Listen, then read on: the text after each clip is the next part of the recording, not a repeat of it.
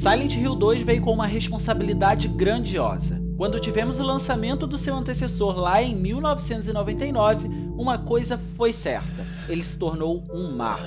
E diga-se de passagem, um marco inteligente. A técnica usada com a névoa que assombrava toda a cidade, assim como a escuridão que tomava conta dos cenários, foi algo incrível. Isso pelo simples fato desses recursos serem usados para aumentar o clima de tensão do jogo, além de terem seu foco para esconder as imperfeições dos cenários. Silent Hill 2, por sua vez, foi lançado para a próxima geração, o que inclui o PlayStation 2, Xbox e também o PC no ano de 2001, ao contrário de Silent Hill 1, que tinha como plataforma o PlayStation 1. As limitações vistas há 2 anos atrás já não existiam, e surpreendentemente, ele se sai muito bem em diversos quesitos e correspondeu todas as expectativas. Tecnicamente, o jogo dá suporte a toda a atmosfera que quer passar para o jogador, com texturas infinitamente superiores graças ao poder da nova geração, iluminação volumétrica gerada pela luz da lanterna e animações lindas, sejam as CGIs, que são aquelas feitas em computação gráfica, ou as que são feitas com o próprio motor gráfico do jogo. A cidade agora está mais rica em detalhes, ela tomou a névoa como marca registrada da saga e foi muito bem usada. Os ambientes internos, por sua vez, estavam ainda mais aterrorizantes e também mais claustrofóbicos, mas cheios de locais para serem investigados. Esses ambientes internos têm a função nada mais nada menos do que apenas nos deixar desconfortáveis e dar todo o contraste com os ambientes abertos e externos da cidade em si, que são grandiosos e com diversas coisas para você poder explorar. E quem passa por todo esse sufoco é James Sunderland, o protagonista do jogo, que vai à cidade em busca de sua falecida esposa, após estranhamente receber uma carta dela, que mesmo morta, o pede para encontrá-la no lugar especial deles dois dentro da cidade. Silent Hill 2 é um jogo que brinca com diversos sentimentos humanos. Diferentemente do antecessor, que era algo muito mais focado no sobrenatural, aqui a gente vê como os seres humanos podem se afogar em sentimentos como depressão, angústia, ansiedade e culpa. É visível desde o começo que James é um personagem depressivo, e a cidade, por sua vez, acompanha isso. Durante todo o jogo, é notável como o jogador é levado sempre para baixo através de metáforas causadas pelo cenário. James pula em buracos sem ver o fundo, totalmente escuros, desce infinitas escadas e se culpa por diversos acontecimentos durante a trama. Por vezes, eu honestamente senti que ele ia desistir de tudo que ele estava passando e simplesmente deixar toda a cidade, todos os acontecimentos engolirem ele. A cidade, na realidade, é a grande vilã do jogo se pararmos para pensar por esse viés. Ela brinca com praticamente todos os personagens da trama, que são muito bem construídos e cheios de carisma, fazendo uso de seus sentimentos mais profundos. E como James é o protagonista, a depressão é o que mais fica evidente, porque é o que ele está passando. E isso é assustador. Penso que a mente de um roteirista que consegue pensar nesse tipo de coisa, honestamente divide um pouco a minha opinião em algo incrível, porém sádico, porque não é uma coisa comum de se pensar, muito menos de trazer isso para um jogo e da forma como foi trazida, com todas as metáforas que a cidade vai trazendo pra gente no decorrer da campanha. Todos os inimigos, por exemplo, são representações da mente de James, então podemos dizer que provavelmente ele é o único que consegue vê-los. E não posso deixar de falar do design deles, que é absurdamente incrível. Dentre esses inimigos, eis que surge um que se tornou a marca registrada da série, e eu acho que todo mundo aqui já sabe de quem eu tô falando. O Pyramid Head. A figura, além de grotesca, é assustadora, do som que emite até o jeito de andar. Ele funciona mais ou menos como o Nemesis de Resident Evil 3, mas pelo menos ao meu ver, ele é muito mais sombrio. Ele não sai perseguindo o James de maneira rápida, ele não sai correndo para poder agarrar nem nada do gênero. Ele é muito mais tranquilo, muito mais sereno, e isso dá o ar sombrio a ele. Essa é a grande realidade. E ele aparece em momentos bem específicos do jogo e sempre com algum tipo de mensagem.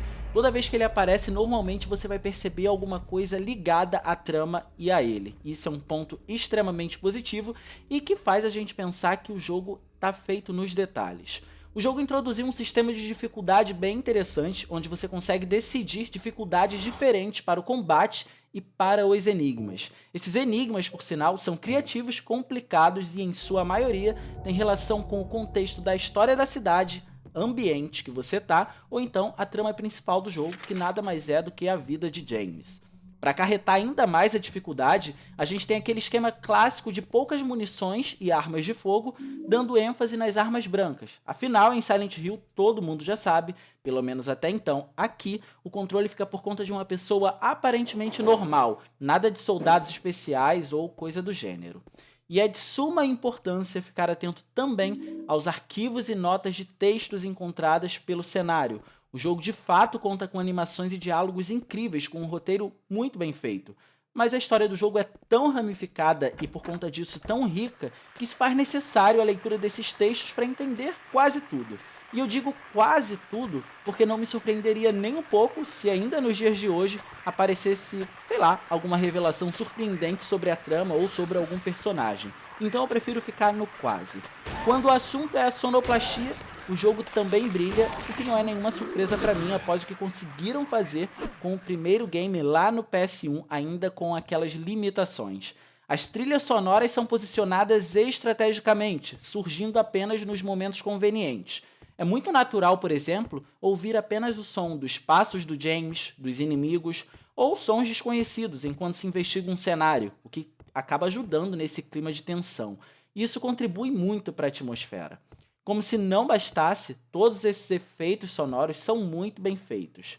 Os sons dos inimigos têm uma tendência progressiva de serem bizarros de acordo com o caminhar da trama. Por exemplo, você começa conhecendo um determinado inimigo e ele já emite um som um tanto quanto assustador. Conforme você vai conhecendo os próximos, pode ter certeza que a tendência é piorar. A dublagem também foi muito bem interpretada, dando todo o suporte ao jogo. Os atores que a fizeram realmente estão de parabéns, principalmente se levado em consideração a época em que o jogo foi lançado. E, enfim, tá tudo muito bem feito e feito nos mínimos detalhes. Silent Hill 2 é considerado por muitos o melhor de toda a saga. Eu ainda fico muito dividido entre ele e o primeiro. Na verdade, minha relação com a saga é tão confusa quanto ela. Fico na dúvida entre os dois primeiros serem os melhores, mas o que eu mais joguei foi o terceiro game dela, que por sinal já apareceu aqui no canal, o card vai estar aparecendo aí para você conferir se você quiser. Eu gosto muito do segundo por ele ser muito próximo da nossa realidade em termos de acontecimentos. A depressão e a ansiedade são realidades vividas por muita gente. E adaptar isso para um jogo de terror, porque é isso que a depressão e a ansiedade são, é algo magnífico. Magnífico eu não sei nem dizer se no ponto positivo da coisa ou negativo. Mas enfim, é algo incrível. Mas eu também não posso deixar de falar para vocês que o ar sobrenatural do primeiro game me conquista em diversos aspectos. O primeiro aspecto é o fato de que a gente está falando de um game de survival horror, e quando envolve o sobrenatural, magia, ocultismo, realmente tem uma tendência a cair mais no gosto do povo, né? E em segundo lugar é que a gente vê algumas magias, alguns poderes no primeiro game, e isso é muito legal. Realmente a fantasia acaba agradando também. Então eu fico muito dividido, mas ainda assim eu tenho que dar mérito a Silent Hill 2 por ele ter conseguido fazer o feito que ele fez, trazendo temas tão peculiares. E vamos levar em consideração que a época que ele foi lançado não eram temas tão bem tratados como a gente vê sendo tratados hoje em dia. Essa é a grande realidade. Mas enfim, Silent Hill 2 é sem sombra de dúvidas um jogo incrível e todo fã do gênero de survival horror, se não conhece, o que eu acho muito pouco provável, deveria conhecer. Mas enfim, esse daqui foi o vídeo de hoje, a análise do game Silent Hill 2. Eu espero muito que vocês tenham gostado. Se vocês gostaram, não se esqueçam de deixar o gostei de vocês, porque isso é muito importante. Se inscreve no canal para não perder nenhuma notificação, ativa o sininho, porque isso também vai ajudar vocês a serem notificados, isso é muito importante também.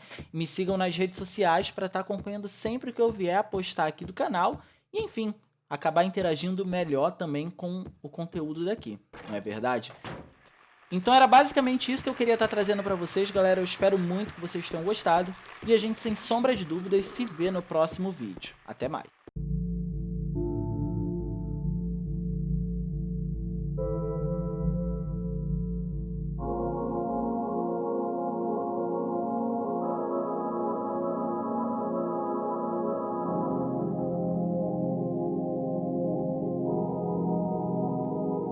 Mary, could you really be in this town?